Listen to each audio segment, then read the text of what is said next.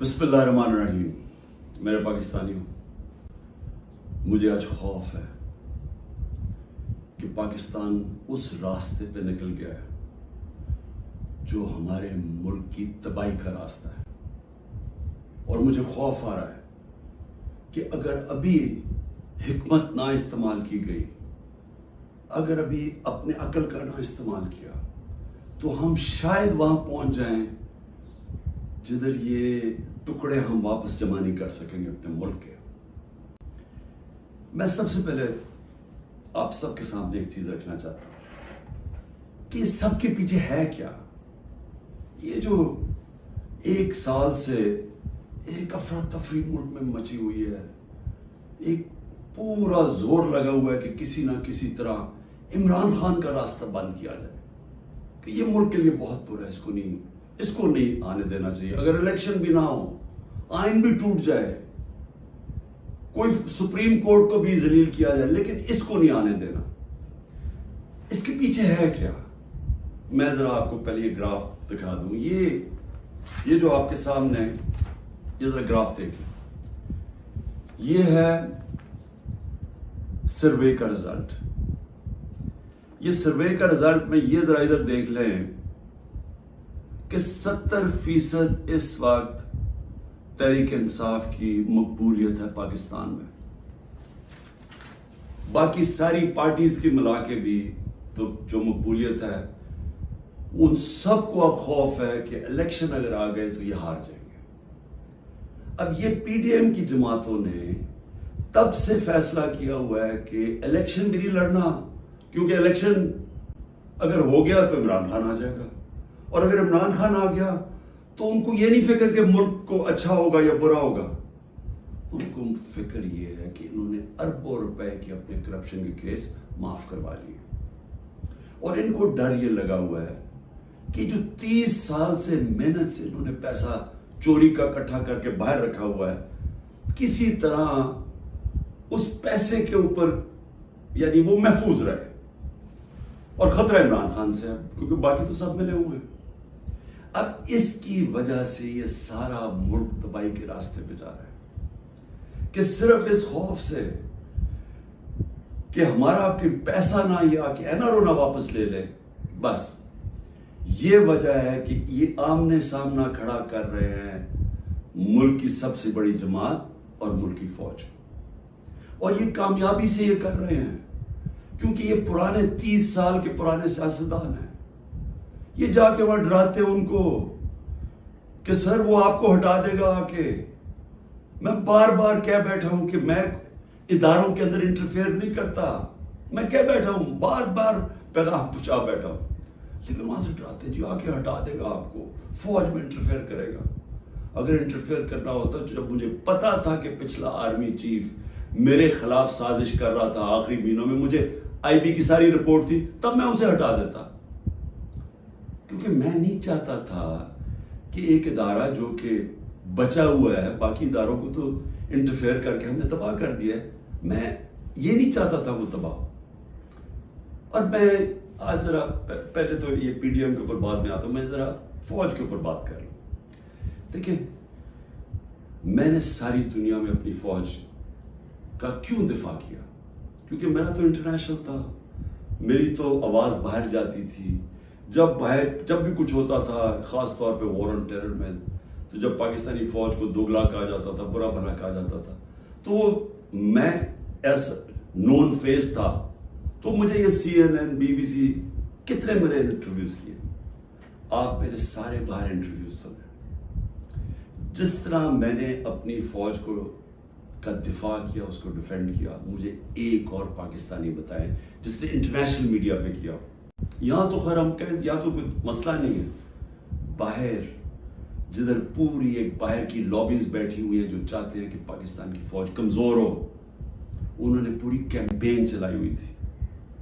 تو مجھے یہ فخر اس لیے ہے کہ میں نے اس لیے نہیں کیا کہ مجھے کوئی فوج نے کوئی چیز دے دینی تھی، میں نے اس لیے کیا کہ میں ایک آزاد آدمی ہوں. میں غلامی کبھی کسی کی قبول نہیں کی.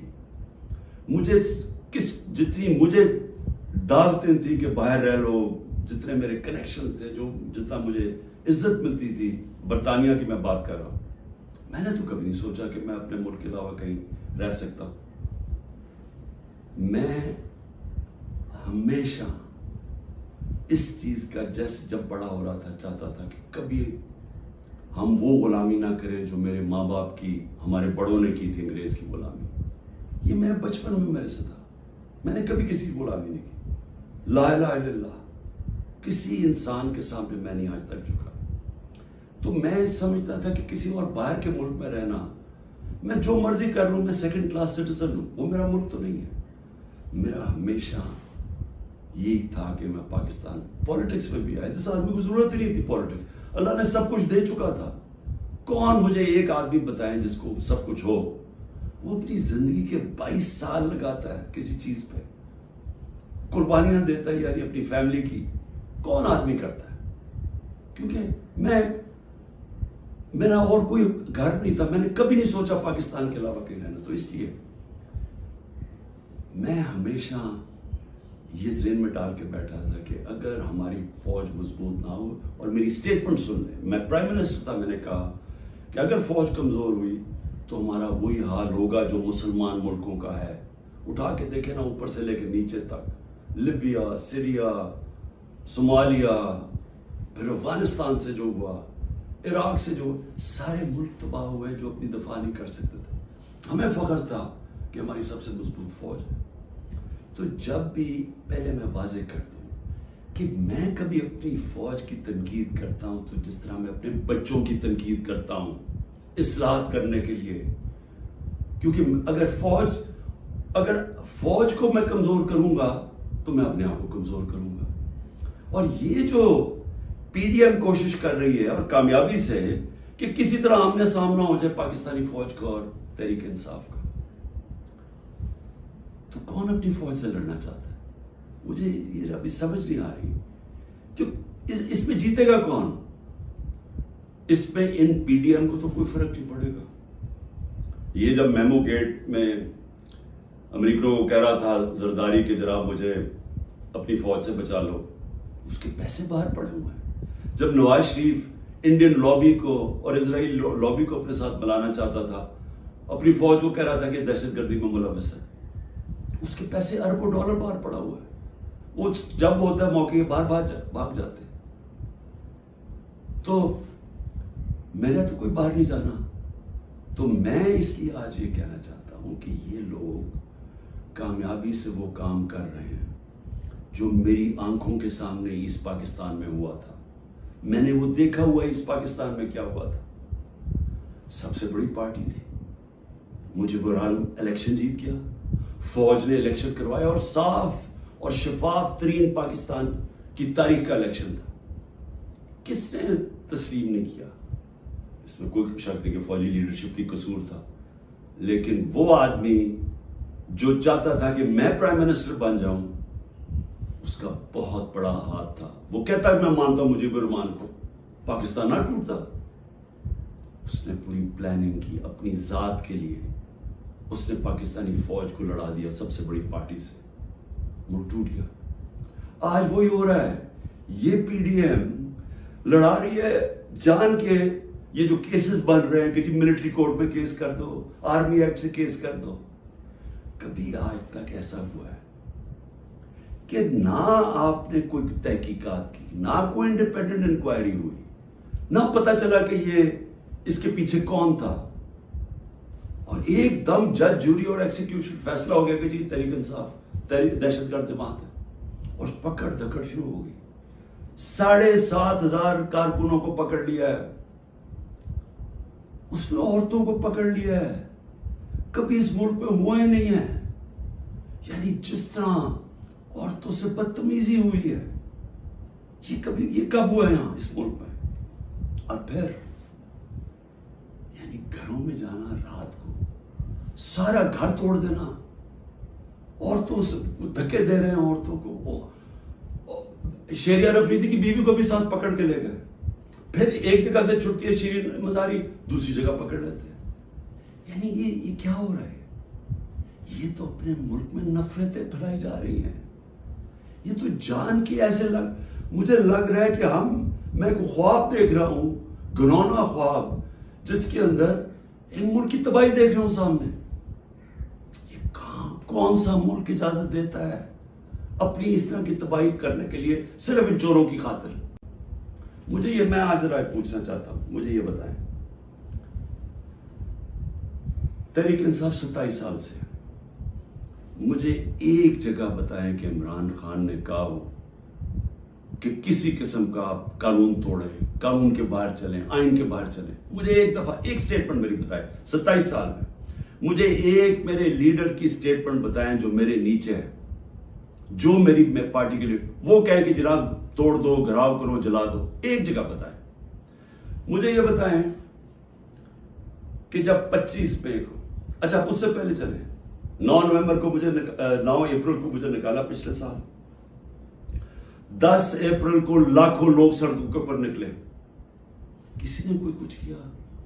کس نے کوئی جلایا گھرایا کچھ کیا؟ سب کو پتا تھا کس نے نکالا ہے، کچھ ہوا؟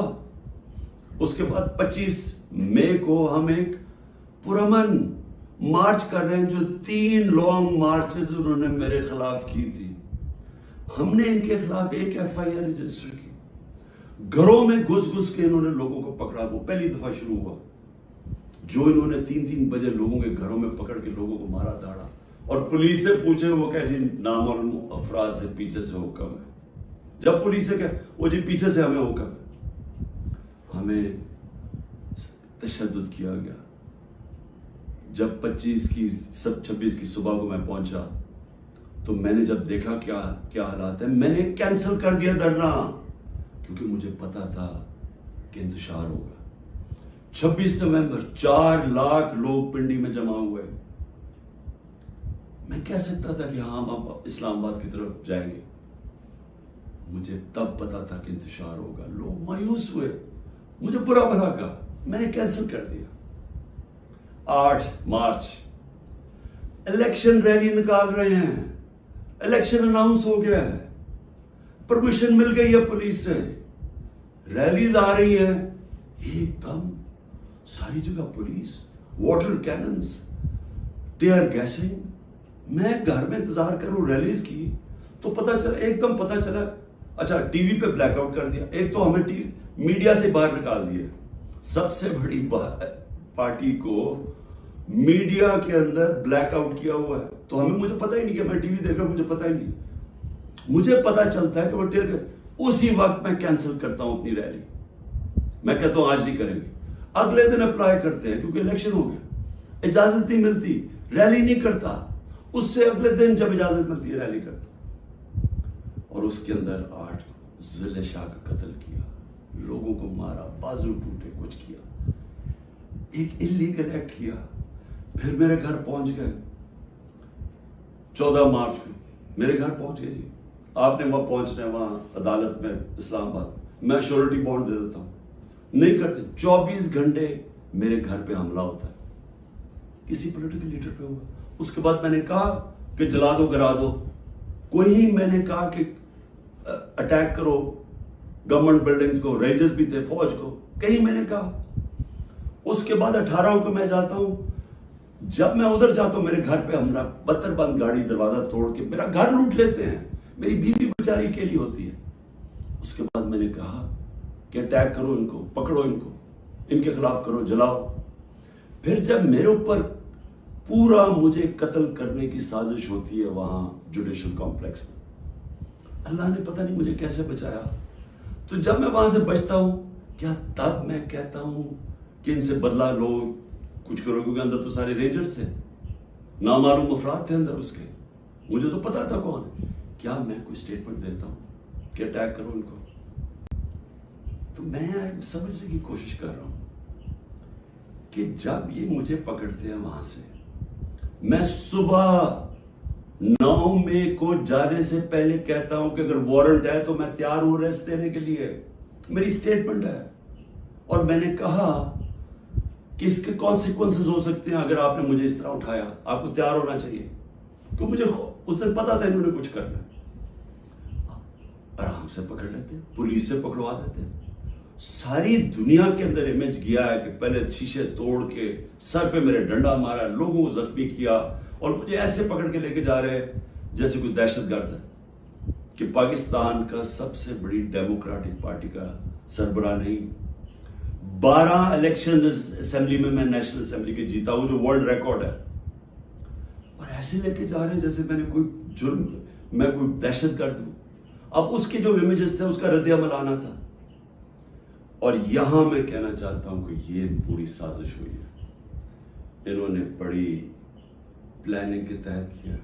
ہمارے پاس اب ساری ایویڈنس آ گئی ہے, ہم عدالت پہ جانے لگے کہ جوڈیشل کمیشن بنائی جائے, تحقیقات کی جائے کہ ایک پارٹی نے اتنی اپنی طویل سٹرگل میں جب اس نے کبھی وائلنس کی طرف گئی ہی نہیں ہے تو وہ ایک دم یہ کیسے جا کے جلانا شروع ہوگا. اور اس کو تو اس کے اوپر تو سب سے پہلے آئی جی پنجاب کو بلائیں, یہ جو جناح ہاؤس میں ہوا ہے. یہ ہم وہاں, وہ لوگ بتا رہے ہیں, میں جب ادھر تھا پولیس لائنز کے اندر انہوں نے مجھے رکھا ہوا تھا, تو وہاں جب مظاہرین آئے تو وہ بھی اتنی دور تھے تو پولیس نے ان کے اوپر اٹیک کر دیا, شیلنگ کر دی. تو یہاں لبرٹی سے لوگ جا رہے ہیں ادھر, تو کدھر تھی پولیس؟ یہ کس نے کیا ہے؟ اگر اس کی صحیح تحقیقات ہو جائے تو پتہ چل جائے گا اس سازش کے پیچھے کون تھا, کون اس کو استعمال کرنا چاہتا تھا ایک پوری پارٹی کو بین کرنے کے لیے, قلعدم کرنے کے لیے. یہ جو 7,000 7,500 لوگ جیلوں میں ڈالا ہے, یہ پہلے سے پری پلان تھا. اس کو بہانا مار کے تو ساری پارٹی کو جیل میں ڈالنا تھا. اور پھر یہ جو لوگوں کو کہا جا رہا ہے کہ جی اب پارٹی چھوڑ دے, یا جو اناؤنسمنٹس ہیں, مجھے یہ سمجھ نہیں آ رہی کہ کیا جو یہ کر رہے ہیں ان کو سمجھ آ رہی ہے کہ یہ پاکستان کی طرف جا رہا ہے. کیونکہ پی ڈی ایم تو چاہتی ہے یہ, وہ جو لندن میں بیٹھا ہوا ہے اس کو کوئی فرق نہیں پڑ رہا کہ ملک کا ادارے جائیں, آئین جائے, ملک کی فوج بدنام ہو, اس کو کوئی فرق نہیں پڑ رہا, کیونکہ اس نے خود فوج بڑی بدنام کی ہوئی ہے پہلے. اس کو نہیں فرق پڑ رہا. فرق ہم سب کو پڑ رہا ہے. یہ جن کا جینا مرنا ہے پاکستان میں, خوف ہمیں آ رہا ہے اس چیز کا. اور یہ مجھے افسوس سے کہنا پڑتا ہے کہ اس کے اندر اگر کوئی یہ سمجھ رہا ہے کہ یہ اسٹریٹجی سے کوئی سب سے بڑی پارٹی ختم ہو جائے گی, وہ پارٹی اس لیے نہیں ختم ہو سکتی. ذرا پھر سے یہ دیکھ لیں, جس پارٹی کے پاس 70% اس کی مقبولیت ہو ملک میں, آپ اس کو ختم نہیں کر سکتے. لوگ بھی چھوڑ دیں, لوگوں کو جو بھی کہیں ان کو چھڑوا بھی دیں کہ جی ہم نہیں جا رہے, پریشر ڈال کے, اس سے پارٹی نہیں ختم ہونے لگی. پارٹی کا ٹکٹ پھر بھی جیتے گا. یہ جو راستہ ہے یہ تو پاکستان کی تباہی ہے.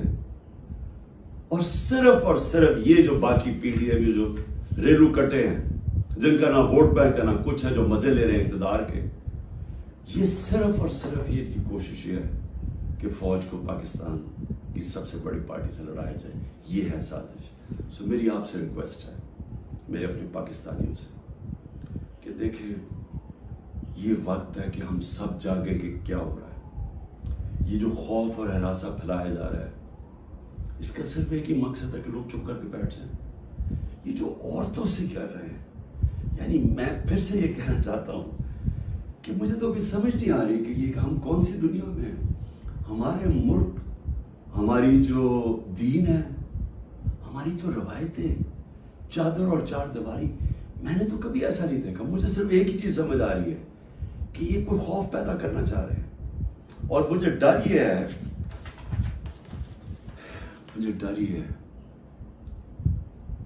کہ اس کا بہت بڑا بیک لیش آنے والا ہے, جو ہمارے ملک کو مزید اور نقصان پہنچائے گا.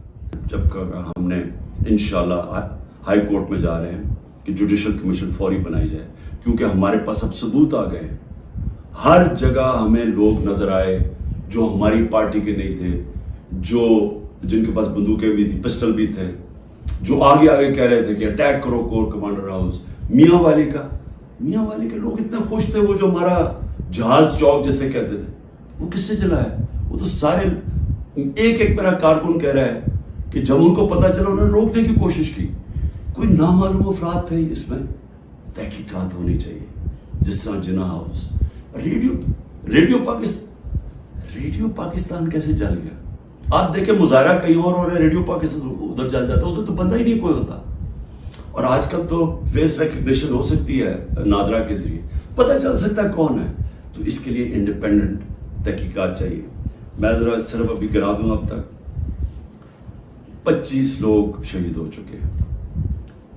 دنیا میں 25 لوگ شہید ہو جائیں, کوئی سوچ رہا ہے کہ کس طرح پرامن احتجاج کرنے والوں کو گولیاں ماری گئی, سیدھی گولیاں ماری گئی. 25 اب تک شہید ہو چکے ہیں, اور سب سے زیادہ خطرناک 700 لوگ اس وقت گولیوں کی وونڈ سے, گولیاں لگی ہوئی جن کو ہسپتالوں میں 700. اب تک 7,500 ہمارے کارکنوں کو جیلوں میں ڈالا ہوا ہے. 7,500, جس میں نے کہا خواتین کی بھی ایک تعداد ہے, اور ہمیں سب سے زیادہ خوف ہے کہ ان سے بڑا برا برتاؤ کیا جا رہا ہے. اور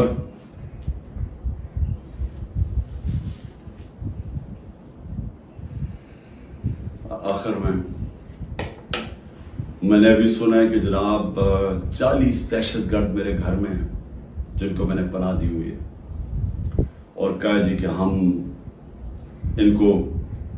ان کے اوپر کوئی گھر کے اوپر کارروائی ہوگی 40 دہشت گرد کو پکڑنے کے لیے. میری ریکویسٹ ہے آپ کو کہ 40 دہشت گرد اگر گھر میں ہیں تو میری زندگی کو بھی خطرہ ہے, مہربانی کر کے ضرور آئیں یہاں. لیکن اس طرح نہ آئے کہ کوئی دعویٰ بول کے, اس طرح کریں سرچ وارنٹ لے کے آئیں ایک مہذب معاشرے کی طرح. آئیں کہ کوئی نام تو دیں, یہ دہشت گرد ہے کون, اور آئیں ہم آپ کو ساری دکھا دیتے ہیں گھر میں کدھر ہے, کتنے دہشت گرد ہیں. شاید میرا ہی فائدہ کروا دیں گے کہ اگر کوئی چھپا ہوا وہ دہشت گرد ہے. لیکن اس کو ایک بہانہ نہ بنائیں. جس طرح ہمارے لوگوں کو پکڑ رہے ہیں, جس طرح اس کو استعمال کیا گیا ہے تحریک انصاف کے اوپر کریک ڈاؤن کرنے کا, اس کو بھی استعمال نہ کریں کہ جس طرح کہ جی عمران گھر 40 دہشت گرد چھپے ہوئے ہیں تو حملہ کر دو. تو اس لیے میں آج سب کو کہہ رہا ہوں کہ اس وقت اس کو اور آگے نہ بڑھائیں, کیونکہ یہ بڑھتی جائے گی, کدھر تک جائے گی بات. اس میں تو کوئی حل ہے ہی نہیں کہ صرف پی ڈی ایم کو فائدہ کروانے کے لیے, کہ وہ جو میں بار بار کہتا ہوں کہ یہ حالات ہیں کہ 70% اس وقت قوم ادھر کھڑی ہوئی ہے, تو یہ جو تھوڑے سے ریلو کٹے ہیں ان کو بچانے کے لیے یعنی سب سے بڑی جماعت کو ختم کر دینا ہے, ختم کرنے کی کوشش, کیا یہ ہو سکتا ہے؟ اس لیے ابھی بھی وقت ہے, عقل کریں, بات کریں, مسئلہ حل کریں. اور مسئلہ ایک ہی ہے, کسی سے پوچھ لیں, تحریک انصاف کی بات نہیں کر رہا, کسی سے پوچھ لیں کہ اس ملک میں سیاسی استحکام آ ہی نہیں سکتا جب تک آپ الیکشنز نہ کروائیں. میں 1 سال سے یہ کہہ رہا ہوں, میں آج بھی یہ کہہ رہا ہوں کہ اس کا صرف حل الیکشنز ہے, اور میں تب سے انتظار کر رہا ہوں کہ کوئی بات چیت کرے اس پہ. جن لوگوں سے ہم بات کرتے ہیں وہ نہیں سننا چاہتے, وہ عجیب باتیں کرتے ہیں کہ جی اکتوبر اور سے آگے چلا جائے. تو وہ تو یہ تو ہونا ہی نہیں. اگر یہ آج 70 ہے تو یہ اور بڑھ جائے گا آگے, لیڈ اور ان کی بڑھ جائے گی. تو انہوں نے تو الیکشن نہیں کروانا. تو جو کروا سکتے ہیں, میری آج آپ سے اپیل ہے, اس ملک کو بچائیں اور الیکشنز کروائیں.